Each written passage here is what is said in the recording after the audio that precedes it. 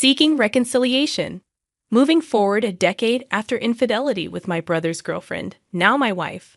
When I was around 25 years old, my younger brother Ezra, who was 19, went to a college in another state. After finishing my own studies at university, I moved back home to be near my family. Ezra's girlfriend, Melanie, who was also 19, stayed behind to attend a local college. Sometimes Melanie and I would spend time together. I didn't realize it at first, but this could cause problems. As time went on, Melanie and I became closer. We would go to the movies, grab something to eat, and even attend family dinners together. Ezra couldn't join us because he was away at college, but my dad would invite Melanie since she had been dating Ezra all throughout high school. They had plans to get married after finishing school, so she was considered part of the family. My dad had also remarried, so we were trying to build connections with his new wife and her children, one of whom was close in age to Melanie. Things started to get complicated when my dad's new wife began saying I looked better with Melanie than with anyone else. At that time, I had a stable job and was ready to settle down. At first, Melanie felt offended by these comments, but as we grew closer, she started making similar remarks. Meanwhile, when my brother Ezra came back home for the summer or some weekends, he and Melanie would still act like a couple, sleeping together and doing things together. But when Ezra left, Melanie would spend time with me instead. One night, things escalated when I got jealous seeing Melanie and Ezra getting close. This led to a physical encounter between Melanie and me. It was a moment that changed everything, although not in a good way. My dad and his wife didn't see eye to eye about our relationship. My dad was really angry with me and demanded that we stop seeing each other. Melanie was no longer invited to our family dinners, and my dad even contacted my mom to tell her about what was going on.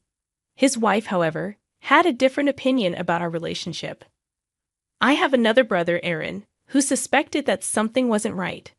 Things reached a critical point when Aaron pulled Ezra aside during one of his visits and told him what he had found out from who knows where. Aaron and I have never really gotten along, but that's a story for another time.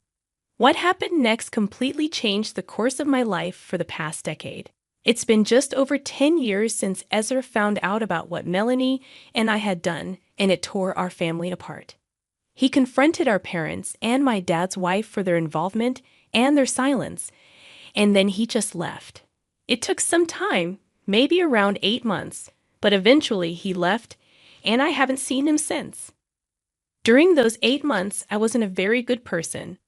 After Ezra embarrassed and mistreated Melanie for cheating on him, I took her in right away and we became an official couple. Our family didn't approve at first, but eventually they came around. Melanie got pregnant and I proposed to her. Both her parents and mine agreed that it was best for the baby if we got married, so they paid for everything. It was a simple wedding, but my family supported me and showed up. Meanwhile, Aaron kept lecturing our parents about their involvement in our relationship and for abandoning Ezra. I understand that he was hurting and needed them. I did too. I was about to become a new father and husband.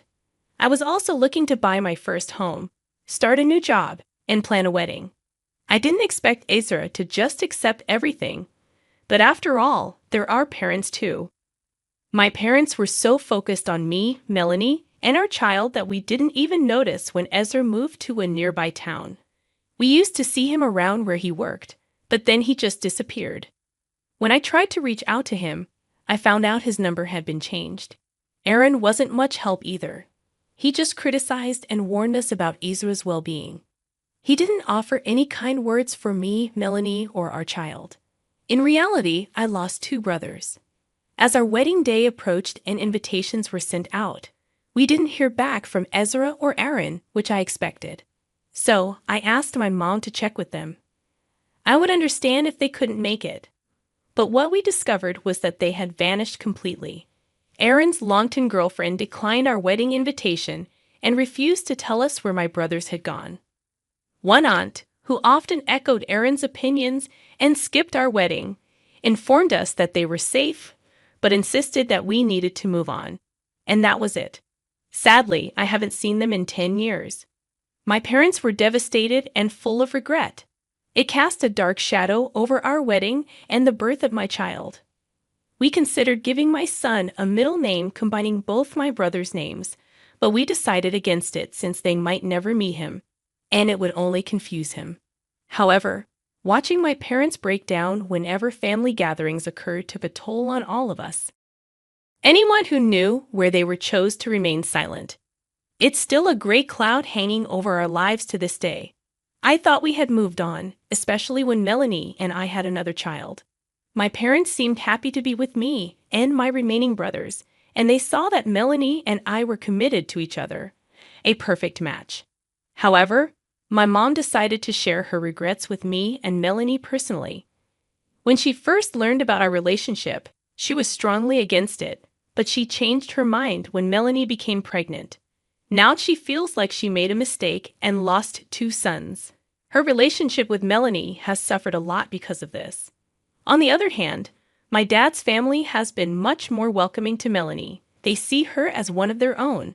My dad misses his sons, but he also loves his grandkids. He was okay with the situation until my mom decided to find Aaron and Ezra. She discovered that both of them are married. Aaron to his longtime girlfriend who moved away years ago, and Ezra to a woman whose identity is unknown to us. Both of my brothers have quite a few children, more than I do, in fact. My mom sought therapy and reached out to my brothers, managing to make contact with Ezra. Aaron, however, declined any attempt at reconciliation. So she's been in touch with Ezra for a year now, even taking my youngest brothers with her to spend Christmas with Ezra and his family. I saw pictures of his sons, daughters, and his wife. Initially, I thought to keep all of this from my dad, but my family tends to gossip a lot. So I ended up showing him what I found on my mom's Facebook before they could. My dad was overwhelmed, as if the old wound had been reopened. He felt like he missed out on so much and couldn't handle it. He spent a long time looking at the pictures and eventually called my mom, and they spoke for hours. It sounds like you're facing a lot of challenges with fractured relationships within your family, especially with your mom, Mel, and your dad feeling heartbroken. Meanwhile, Ezra and Aaron have moved on and built their own families, seemingly still close despite Aaron's strained relationship with your mom. Your other siblings are growing up, but you feel disconnected from them compared to your brothers closer in age. It's been years since you've had to confront the consequences of your actions, and now your wife is starting to feel insecure about your relationship and your feelings towards her and your kids. First and foremost, it's important to communicate openly and honestly with your wife. Assure her of your love and commitment to her and your children.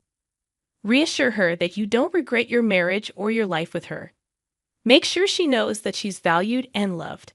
Next, consider seeking therapy or counseling, both individually and as a couple.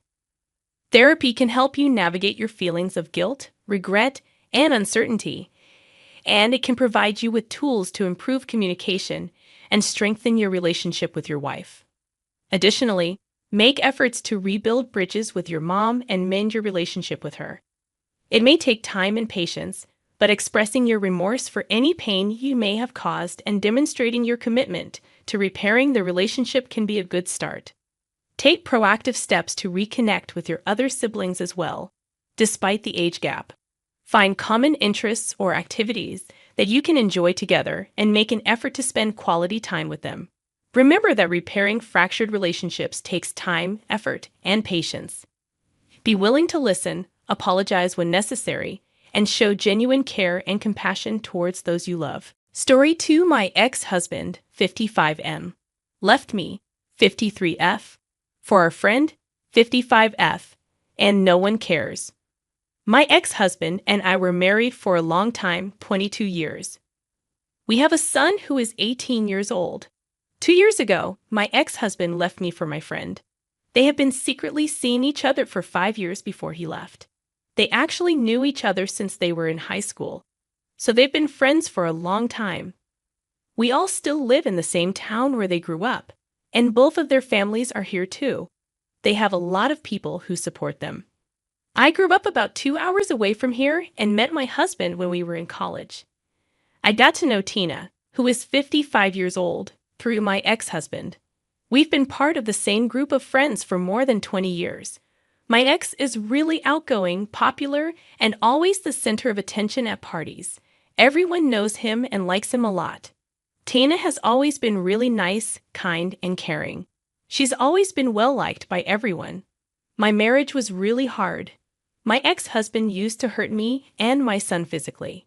He would also say mean things to us and make us feel bad about ourselves.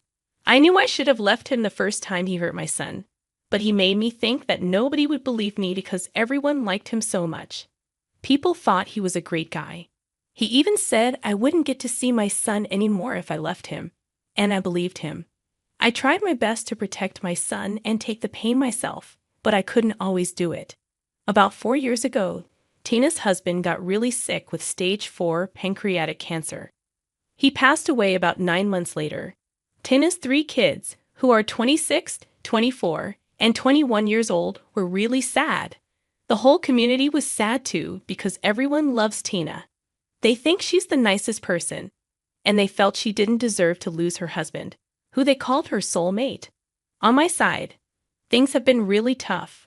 I never told anyone about the abuse I was going through. I felt ashamed and embarrassed. I felt like I wasn't doing enough to protect my son. While I stayed home to take care of the family, my ex-husband had a successful construction business. From the outside, everything looked perfect, but I knew it wasn't. I went back to school to become a teacher so I could support myself when I finally decided to leave. My son started acting out at school, doing things like smoking weed and drinking. He was always angry, and I felt the same way, but I thought I could wait until the right time to leave my ex-husband. 3 years ago, Tina got diagnosed with stage 3 breast cancer. It was a shock to everyone. After losing her husband, nobody could believe she was facing cancer too. The whole community came together to support her and her kids. People were constantly posting on Facebook, offering their strength and support in the weeks following the news.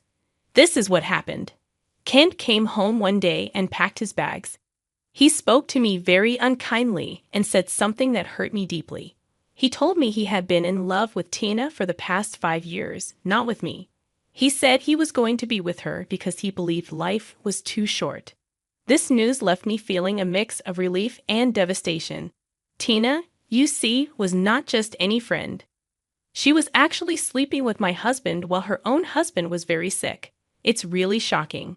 After this, everyone found out about Kent and Tina being together. Surprisingly, many of our so-called friends had known about it for a long time. They would go on trips and nights out, all including Tina, but they never told me anything. These friends seem to think Tina and Kent are the best people ever, and they treat them like heroes. It feels like they've forgotten about me completely. I feel like the bad guy in this story, even though I did nothing wrong. Nobody seems to care about how Tina and Kent betrayed me and Tina's husband. Instead, they're being celebrated by everyone in our small community. It's really unfair. Kent went to live with Tina in the house she shared with her husband, taking our son with him. Kent was okay with our son smoking pot because he wanted to be seen as the cool dad. He let our son skip school, get high, and stay out late, which made me worried because I wanted our son to stay away from drugs and focus on his education, but our son seemed to prefer Kent's lenient rules. Our son stopped coming home and wouldn't answer my calls or texts. He even told me that I deserved what happened to me, and then he blocked me on every platform.